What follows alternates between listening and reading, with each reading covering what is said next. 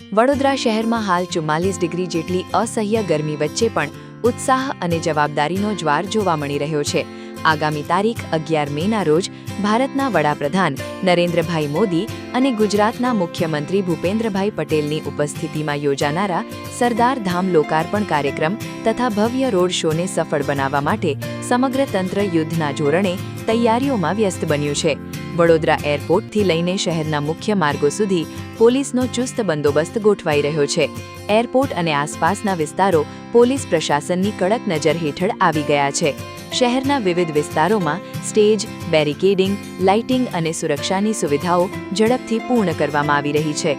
Police વિભાગ, જિલ્લા પ્રશાસન, વડોદરા મહાનગરપાલિકા, કલેક્ટર કચેરી, અધિકારીઓ, રાજકીય કાર્યકરો તેમજ મજૂરો સૌ કોઈ આકરા તાપમાન વચ્ચે પરસેવો વહાવી પોતાની ફરજ નિભાવી રહ્યા છે, જેથી વડાપ્રધાનનો કાર્યક્રમ કોઈપણ અડચણ વિના સફળતાપૂર્વક પાર પડી શકે।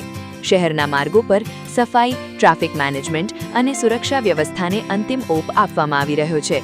પીએમ મોદીના રોડ શોને લઈને શહેરમાં દેશભક્તિ અને ઉત્સાહનું અનોખું વાતાવરણ સર્જાયું છે। 44 ડિગ્રીની તપતી ગરમી પણ વડોદરાના ઉત્સાહને ઠંડો પાડી શકી નથી। વડોદરા શહેર હવે આતુરતાથી રાહ જોઈ રહ્યું છે 11 મેના ઐતિહાસિક દિવસની।